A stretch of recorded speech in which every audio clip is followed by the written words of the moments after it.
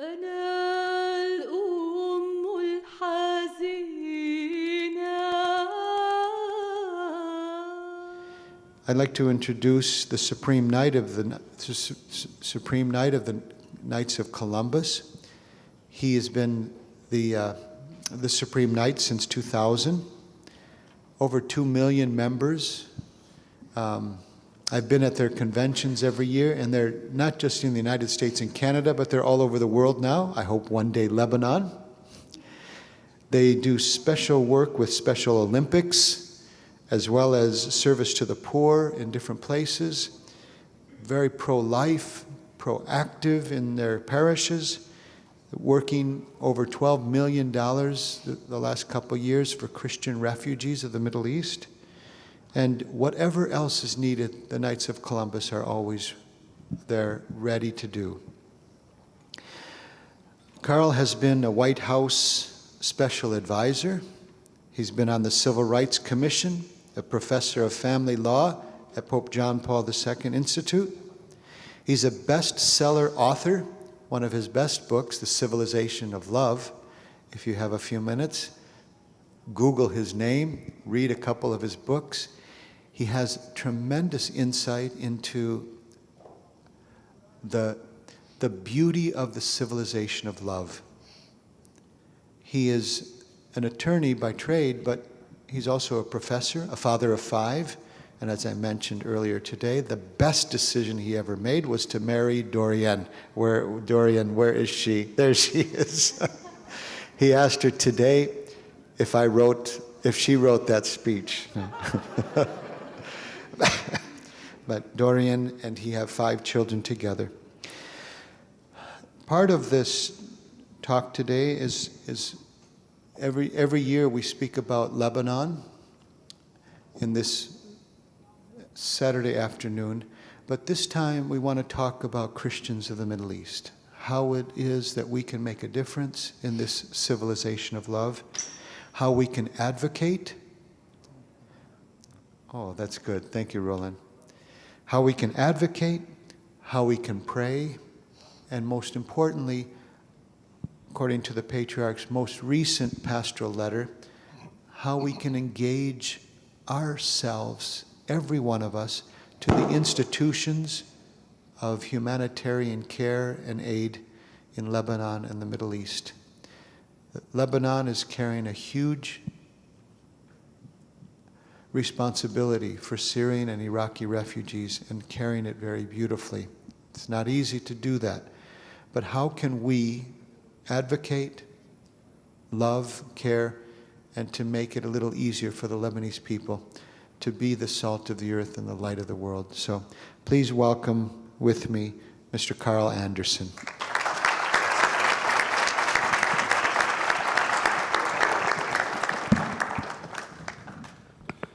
Your Excellency, thank you very much for that very kind introduction, and of course the invitation to join you at this meeting, and for Dorian and I to have a day or two of fellowship and to learn more about the Maronite Christian experience here in the United States and in Lebanon. So thank you. I would like to begin my remarks today by reflecting not on the situation in the Middle East, but on the history of 17th century Japan. Perhaps some of you have seen Martin Scorsese's recent film, Silence, based on the book of the same title by the Japanese Catholic author Sushaku Endo. As we know, St. Francis Xavier brought Christianity to Japan in 1549. And even though many Christians were persecuted in the years that followed, within 50 years, there were 300,000 Catholics in Japan. Thereafter, an even greater persecution of Christians occurred, in which thousands of Japanese Christians were martyred. On one occasion, as many as 30,000 Catholics in one day. For example, the burning of 55 Japanese Christians as martyrs, including little children, was recounted by a Protestant English visitor to Japan in 1619. It provides a telling example of the suffering and witness of these Christians. As their execution drew near, the martyrs sang the Magnificat and Laudate Dominum Omnis Gentes. And at their death, many thousands of the Christians present sang the Te Deum as these martyrs died. In 1632, the leader of the Japanese mission, the Jesuit mission to Japan, Father Cristoforo Ferreira, renounced the Christian faith and began cooperating with the Japanese authorities in the suppression and persecution of the Japanese Christians. Silence recounts the story of two young Jesuit missionaries who traveled to Japan to ascertain whether the rumors that Father Ferreira's apostasy, whether those rumors were true. And the film is an extraordinary portrayal of the persecution of them and the Japanese Christians that they met.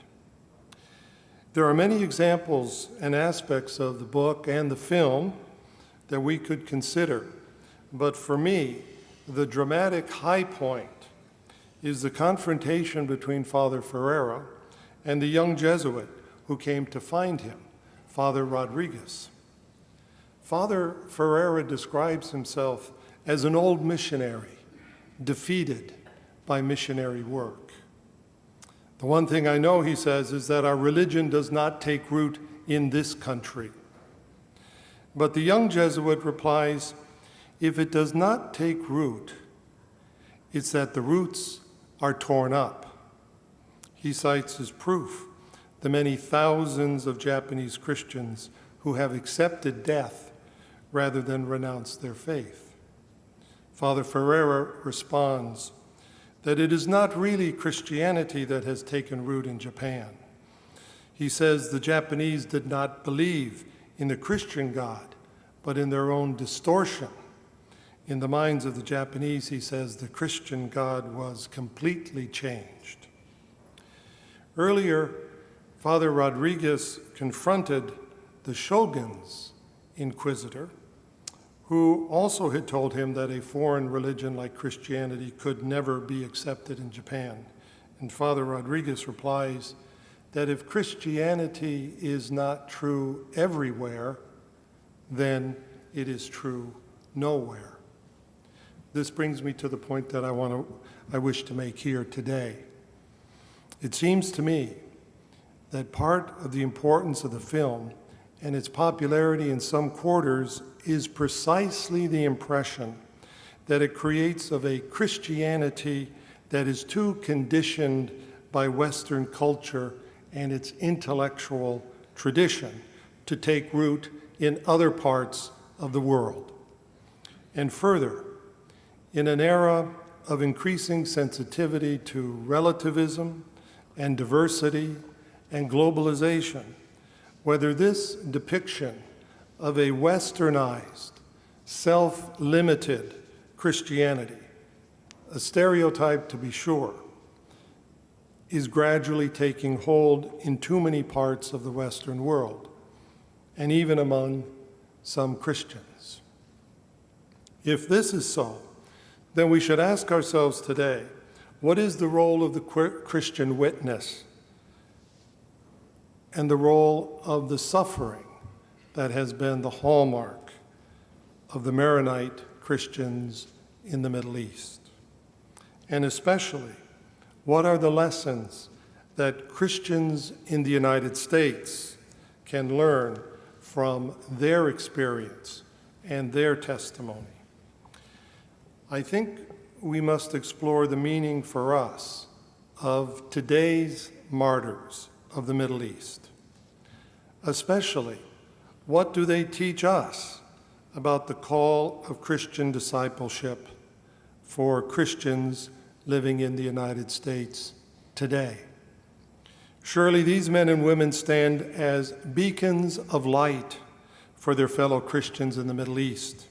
But it seems to me that they offer all of us a beautiful example of what it means to be a universal church which must today become a true global church.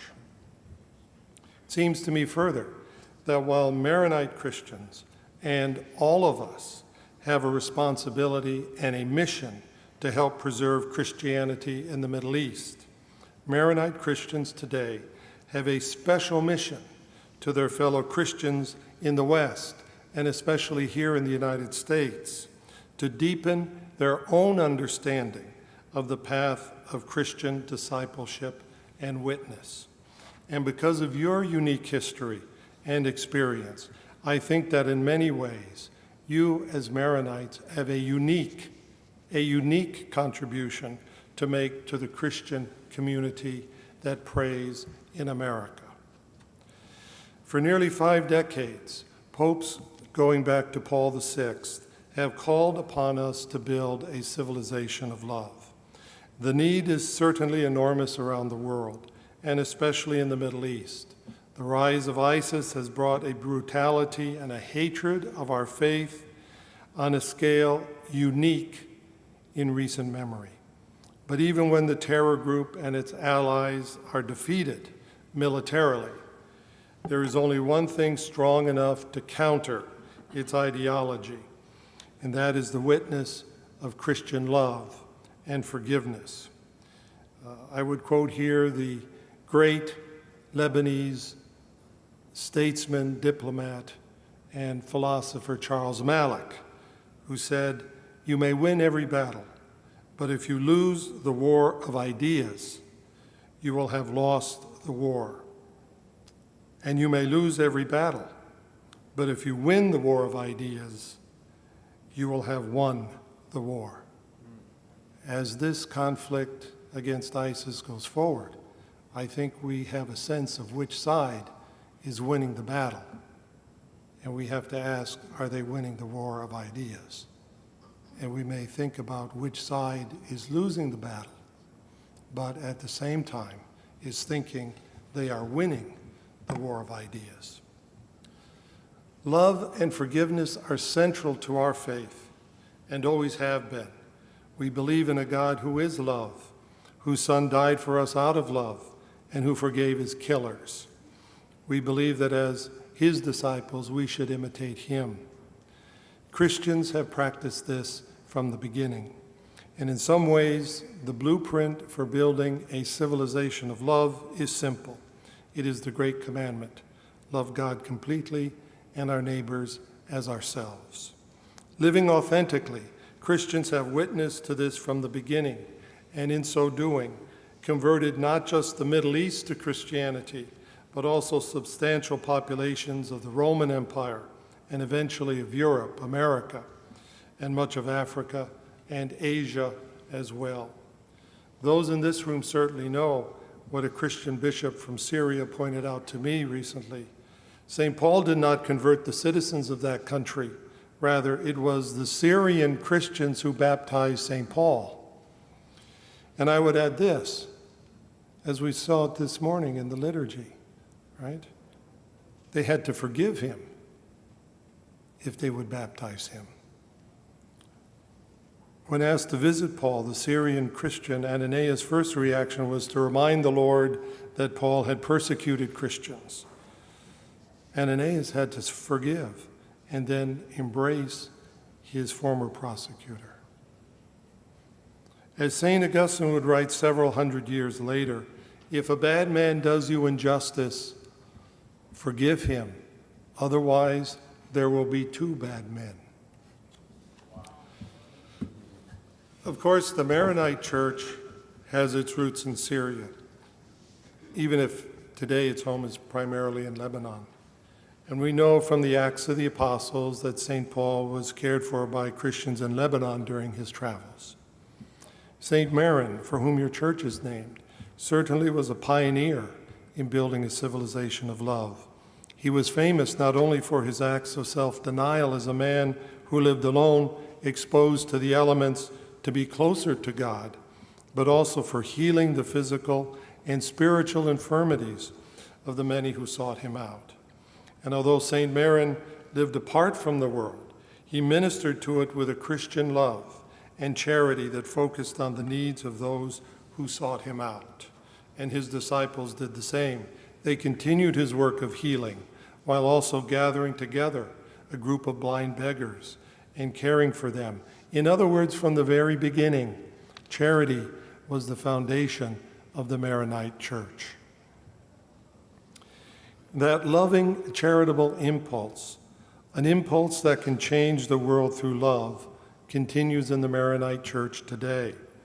Recently, I had the privilege of reading Patriarch Rye's new encyclical.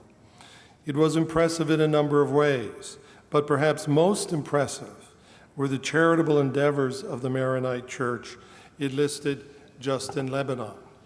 275 schools serving 192,000 students and tuition subsidies of 31 million. 5 universities serving 22,000 students with financial aid totaling nearly $14 million. 12 hospitals serving nearly 300,000 patients, 25 medical clinics, 9 child care centers, 5 centers for people with special needs, 10 nursing homes, and 9 other charitable organizations. In short, the charity and service that show our faith in action in a transformative way are already an essential component of the Maronite Church and part of its witness in the Middle East. Little wonder that your infrastructure has provided a safe haven in Lebanon for so many of your fellow Christians from Iraq and Syria. The Knights of Columbus has supported efforts on behalf of persecuted Christians. We've donated more than $12 million to Christian refugees in Lebanon and also in Iraq, Syria, Jordan, and Egypt. And we will continue this support during the coming year. But the charitable infrastructure that the Maronite Church has established is today a providential resource for peace in the region because of what you have accomplished. You are stewards of hope, and you have a vital role in building a new future in the Middle East. Your charity during a very uncharitable time wonderfully reflects what Pope Benedict XVI wrote in Deus Caritas Est. What is needed in the church is a heart that sees where love is needed and acts accordingly. The Maronite Church is also a remarkable symbol of unity. It is unique among the Eastern churches in having always been loyal to the Pope, even when that meant suffering persecution from other Christians. That unity matters, not only theologically, but also because it shows that our Catholic faith is able to transcend regional, linguistic, cultural, and ethnic differences. Pope Francis recently spoke words that I think will resonate with every Maronite and every Christian in and from the Middle East. He said, "Here lies the secret of the Christian's mission, to proclaim God's love and mercy even in the most resistant areas." This is the history of Christians indigenous to the Middle East. There are few areas more resistant to God's love and mercy than terrorist or extremist-controlled regions of the Middle East. And yet Christians stay whenever possible. Why? From many conversations with those from the region over the past few years, one reason is that Christians stay because they understand that without them, the future of the entire region would suffer. When they live out their faith authentically, Christians bring a unique sense of forgiveness and love. They are a bright light pointing the way to a civilization of love. For an authentic witness of our Christian faith based on love stands in stark contrast to hatred, murder, slavery, and pillaging. And while revenge creates a cycle of violence that is often hard to break, forgiveness can break and end the cycle of violence. It shows the path to building a civilization of love and a society of peace. Today, many Christians in the Middle East have given up everything for their faith. They've given up everything but their faith. But even having lost so much, these heroic men and women have given a great gift to their fellow citizens and to the world.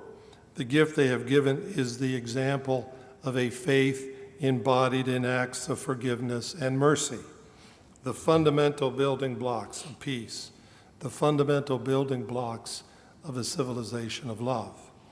Consider the following example of the witness of Christian faith that directly counters ISIS ideology of hate. A young girl burned to death by ISIS in Mosul told her mother to forgive them before she died of her injuries in a hospital.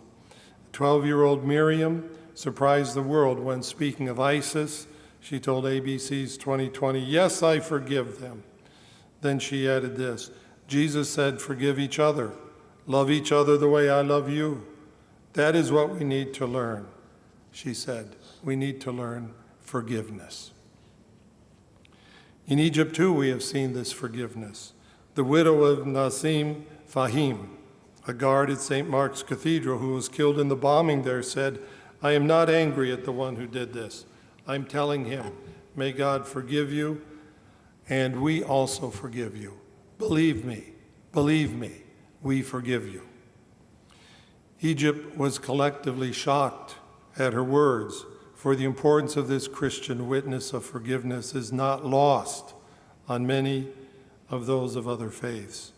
The Iraqi Muslim religious leader Ali al-Yaqubi said this, "Our Christian brothers must be thanked, for they are an element of peace and coexistence for Iraq, because despite having suffered a lot, they have never responded to attacks with violence, but have continued to promote unity in a country that has to be of and for everyone."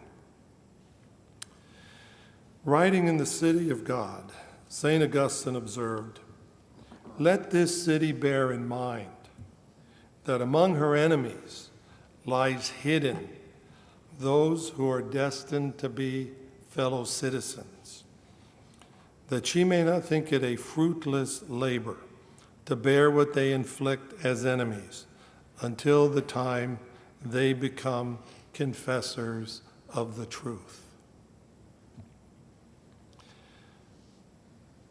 When we hear of the quiet conversations or of apologies from former persecutors, we have some idea of the power this witness by Christians is having. The truth is that we stand at a crossroads for the future of Christianity and pluralism in the Middle East. Either Christianity will survive, continuing to offer a witness of forgiveness, charity, and mercy, or it will disappear, impoverishing the region religiously, ethnically, and culturally. This Christian witness has been profound, not only in terms of forgiveness, but also in terms of charity to others in need as well. This continues day in and day out in acts great and small. On a trip of Knights of Columbus to Iraq last year, a member of our team was told by a Yazidi family that with the exception of 1 kilo of lamb delivered in 2014, all of the assistance they have received was from Christians. Though the Christians themselves have next to nothing, we hear reports over and over again of Christians reaching out to care for those with even less. We see the same charitable witness in Lebanon, where many Iraqi and Syrian Christians have fled seeking safety.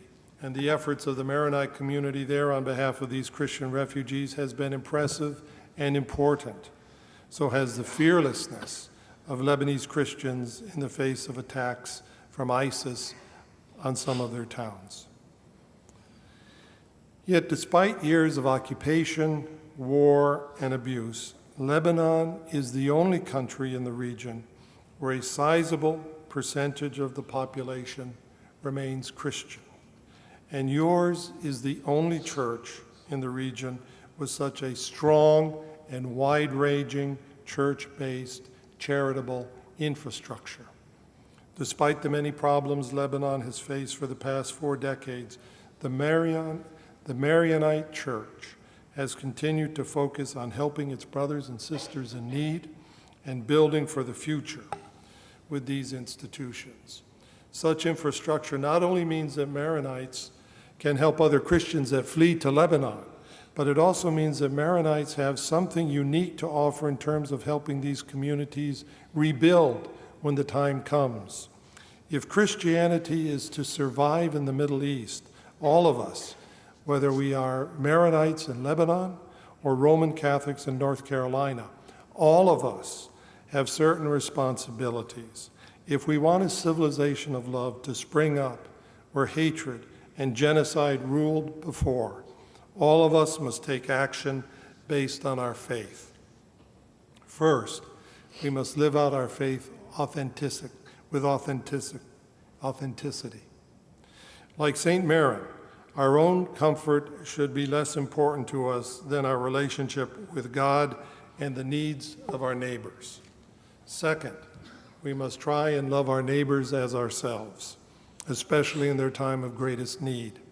This means we must support Christians in countries like Iraq or Syria or Egypt or Libya, and at times in Lebanon, who face persecution and death for their faith.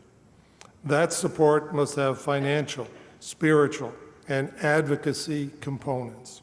We must do another thing as well. We must try and forgive those who wrong us. Third, the unity that we have within our church must extend to one another too. We must foster a new sense of brotherhood among Christians, those who worship and believe just as we do, and those who differ in some way from us as well. Too often as Christians, a lack of unity places us in a vulnerable position. Christ's prayer that we may be one should start with each one of us. We should lead the way with our example in terms of our actions in public life. Those 3 steps are the key to building a real civilization of love. Within the Knights of Columbus, we speak of these 3 components as our principles of charity, unity, and fraternity, all guided by our faith. Charity puts our love of God into action by helping those most in need, following Christ's mandate that having loved God, we also turn our attention to loving our neighbor. Unity keeps us connected to our church and to each other and aligns all that we do in our faith. Fraternity joins us to each other in the common cause of doing good for our neighbor, to live as brothers, seeking to accompany each other and care for each other. Soon after our founding, we added a 4th principle, the principle of patriotism, love of country.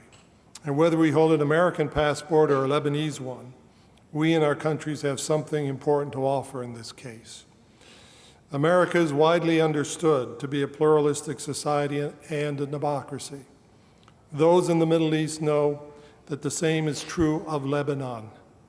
It is a pluralistic society and a democracy in a region where both are rare. This is an important example and an important witness because historically, when Christians and Muslims are able to work together in a common cause, when pluralism is given a chance in the Middle East and Christians are allowed to contribute, the results can be incredible for the entire world. Consider the words of Professor Philip Jenkins, who writes, "It was Christians who preserved and translated the cultural inheritance of the ancient world, the science, philosophy, and medicine, and who transmitted it to centers like Baghdad and Damascus. Much of what we call Arab scholarship was in reality Syriac, Persian, and Coptic. Syriac Christian scholars brought the works of Aristotle to the Muslim world. Syriac Christians made the first reference to the efficient Indian numbering system that we know today as Arabic. And long before this technique gained currency among Muslim thinkers. Such were the Christian roots of the Arabic Golden Age, he writes. Now imagine if the Christian witness would plant the roots of a new golden age, a civilization of love taking root where Christianity itself first took root in the Middle East. Perhaps it is simply a fantastic idealism, totally removed from the ways of the world. But as Christians, we are called to be in the world, not of it. And if we think of the history of Ireland and the conversion of Europe, or Spain and the conversion of Latin America, perhaps, after all, it is not so fantastic. But this can happen only if we act on our faith in our personal lives, and if we act on our faith in our public lives as well, including in what we urge our elected officials to do. There is no reason why we should accept a government in the United States that ignores the plight of Christians in the Middle East. No reason at all.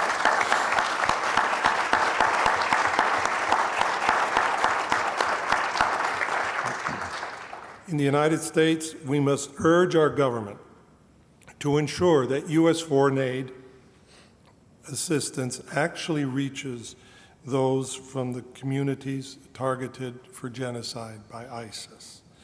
We must also insist that the American government condition our military and government-to-government foreign assistance on the principle of equal citizenship regardless of faith. As a regional example, our government might well cite Lebanon. And Maronites, too, have an enormous responsibility, for no civilization of love or interfaith cooperation can take root in the region without Lebanon. Living in the only Middle Eastern country with a substantial percentage of the population that is still Christian, Maronites have a particular opportunity to shape a future for democratic pluralism and a particular responsibility to do so in a sustainable way that becomes an undeniable regional model. In addition, Maronites have something unique to offer on the topic of Christian unity and should further strengthen the unity of Christians in Lebanon and of Lebanese Christians with those of the neighboring countries. Maronites who have the benefit of a church-sponsored charitable infrastructure should use that experience to help other churches in the Middle East to build such infrastructure themselves, and should put that infrastructure at their service when possible. And finally, as participants in a functioning pluralistic democracy that is quite unique within the Middle East, Maronites are well positioned to help those from other countries in the region to consider government options that unify rather than divide citizens. I would add that Roman Catholics in the West share many of these responsibilities, even if they are in some ways culturally limited as outsiders to the region.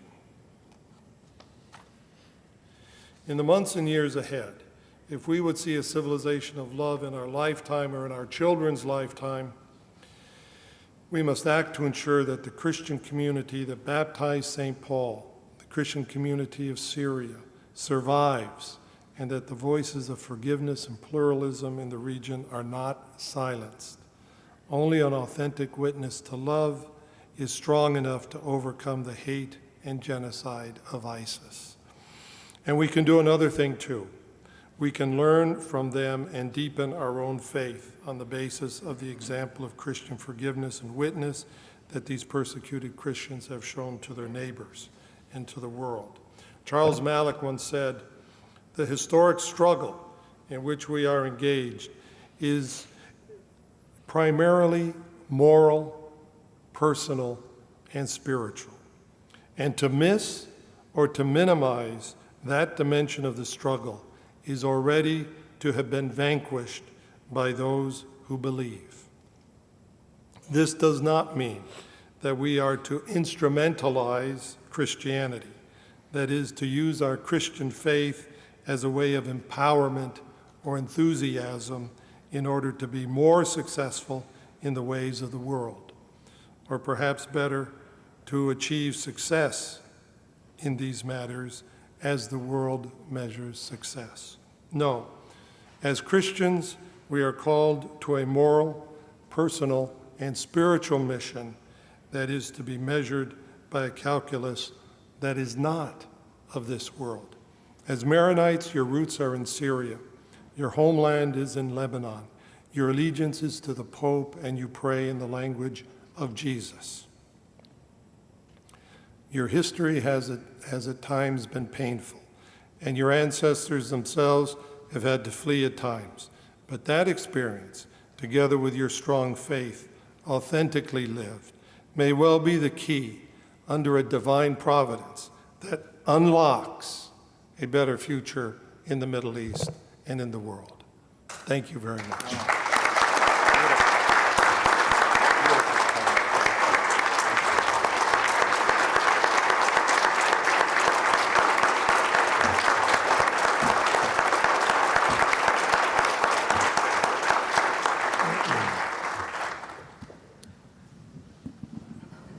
Wow. What a mission. What a mission, and it's beautiful that someone from outside of the Maronite community noticed it. And I think he noticed it because he is passionate about this civilization of love. He asked me to send him, I was telling him about the Patriarch's pastoral letter on charity. He said, please send it soon. So I did, as soon as we translated it. And I was impressed with it. Now, if you get a chance to read it, you see that it just includes the Maronite institutions. It doesn't include Caritas, which is a joint of all the 5 or 6 Catholic communities in Lebanon. It doesn't include some of the other Catholic communities in Lebanon. It's an amazing footprint of charity. And it's beautiful that the Supreme Knight of the Knights of Columbus noticed that. And so we're so grateful. We have so much to do, and we are doing it, but there's so much more to be done. I'll give it to Bishop Zaidan for a moment, and then we open it up to questions. I also want to applaud. You really covered our history very well, and our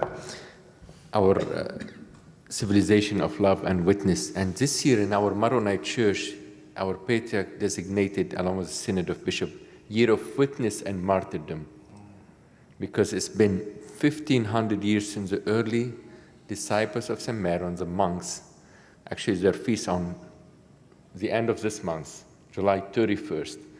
And 1,500 years we've been giving and witnessing to that love of Christ. And we feel, as our Patriarch always says, we're not minorities. We are original citizens of that land. And we have a special role to always be witnesses, to make a difference in the way we love and the way we show our love, not just lip service, in daily life. And that's what the whole charitable ministry and social ministry is to tell us. Whenever we love someone, it's not just we give them lip service, we do it in real life. And I hope all of us, we can translate this on a daily basis by giving and loving in a beautiful way. I also want to make sure, I like the 3 things, financial, spiritual, and advocacy, and I'd like to talk a little bit about them. God has blessed us in many ways. And always we want to get more and get more and get more. And there is nothing wrong with that. However, if we don't give, sometimes God won't give us. My experience, and I'm sure many of you experience the same, whenever we give little, God is more generous. And I want to call on you, each one, to sacrifice a little bit. It's not equal gifts, it's equal sacrifice. Whatever you could do to help others who are less fortunate, even if 50 cents, a penny, it does make a difference. The second thing, spiritual. If we're not able to do anything financial, that's fine. But all of us, we could say one small prayer every day for our brothers and sisters back in the Middle East. Do something for them. Just to tell them, send a message, they're not forgotten. They're not left out by themselves. We're there for them. And the third thing, advocacy. We live in a country, thanks be to God, we're privileged to live in this beautiful country. And this country allows us to make a difference, not only in this land, because it is a beacon of hope for many and many and many civilizations. And this country makes a difference in the whole world. Let's use our right, take our responsibility to heart, be involved, and use the democratic American system to get our voices to the administration. Be true advocates. We're not asking for anything unusual. We're asking for basic human right, as the Supreme Knight said it, for equal citizenship. That's what we're asking. We're not asking for to be treated higher than the others. We want to be treated equally in all the different countries of the Middle East. Because unfortunately, the Christians, take out Lebanon and the Middle East, they're treated as second-class citizens. This is a fact of life. They're treated as second-class citizens. Thanks be to God, Lebanon is still that beacon of hope for the Christians of the Middle East. But we want to make sure all our brothers and sisters in the whole Middle East, as the Supreme Knight beautifully said, equal citizenship. And that's what we want. And we could do that through our own advocacy efforts. Right? Be involved with your congressman, your congresswoman, congressman, senator, whatever, governor, any official, please do that so that we could make a difference and send a beautiful support to our brothers and sisters there. You want to? We'll open it for question and answers, and I'm sure the Supreme Knight will be happy to answer some questions. Thank you. Great. I'm not making a speech. I want to thank you. One point you point out about the help of the U.S. government to the Christian in the Middle East. We have to clear one point that the Christians are revenged against in the Middle East. Big part of it, when the U.S. bombed Baghdad or some other places in the Middle East, they revenge against the Christian. So if the U.S. has a moral obligation to help those Christians, we have to make it clear. And if in this country we're talking about charity, Bill Gates 2 weeks ago, he donated $450 million to eradicate the polio. He just did it in Atlanta, and he has about $35 billion. And his wife happened to be Catholic, Melinda Gates. So why don't we combine these resources and have these people put their check out for those Christians over there? If there's helping people in India and Africa, all over the world, what's wrong with helping? They need it. Other people need it too. Yes. Yeah, Thank you, Monique. great. Let me say a couple of things. Okay, I think part of the answer is, well, these are some issues, some problems that relate to what you're saying. First thing I would say is that those of us who are not from the Middle East or do not have Middle Eastern ancestry in the church don't, for the most part, understand what the Christians in the Middle East are like. Who are they? What is their face? How do they live? Right? So we need to learn that. And that's one of the principal reasons why those of you in the Maronite Church, I think, have to stand up and be more visible and more vocal within the Catholic community, within the Christian community, and as citizens of the country. I was speaking with a religious leader from Syria about 2 months ago, and he was asked, what's the situation in Syria in the rebel-controlled areas where Sharia has been applied? And he said, well, it's not not so bad, but they have to pay the tax. They can't walk down the center of the street. When they pass a Muslim, they can't look at the Muslim in the face, and they have to bow their heads. Not so bad situation, right?